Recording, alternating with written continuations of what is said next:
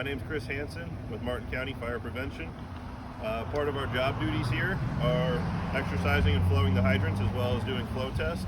If you see us flowing hydrants throughout the county, don't be alarmed.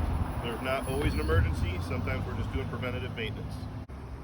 So an important part of our job is remaining safe. So you always want to place yourself behind the hydrant. So if one of these caps were to come off, you're not in harm's way. The first step you're going to do is ensure that the hydrant is completely closed before tampering with.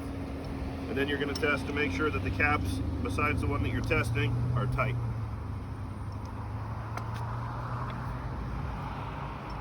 Once that's done, you can go ahead and remove the cap that you plan on testing with. So the first step when testing, once you have your cap removed, you're going to want to do a flush of the hydrant to make sure that there's no sediment or debris. You're going to typically run the hydrant until the water goes clear, just to make sure that no debris makes its way into the gauge and damages any of our testing equipment.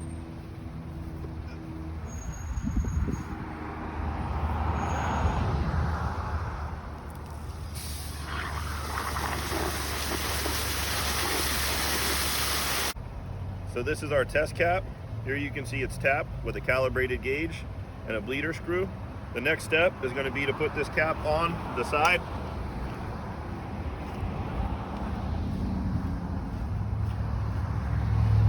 Make sure it's tight. And when you open the hydrant, you're going to have a bleeder screw to make sure you get all the air out.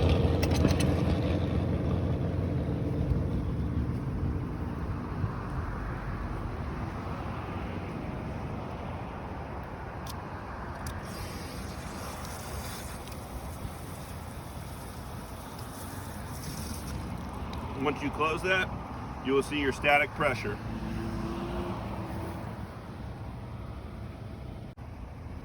So we have somebody else down at a second hydrant, and right now they're getting ready to flow through the diffuser.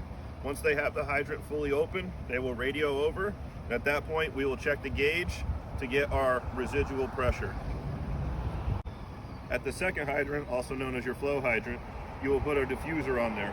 There's a small little device called a pitot in there, and what that'll do is read the pressure on the gauge of how much water is actually flowing. Once you get your reading on this gauge, you will plug it into a chart, which will tell you your gallons per minute based on the PSI and the size orifice that was flown.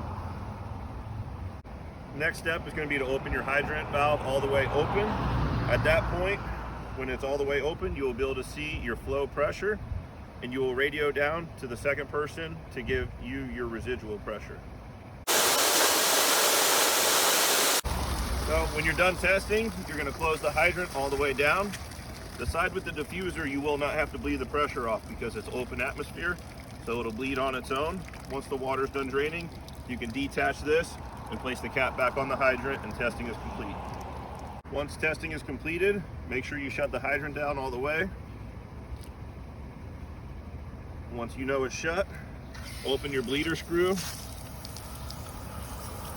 to make sure all the pressure's gone. You'll see the pressure gauge dropping. And when it reaches zero, you can take your gauge off and put the cap back on.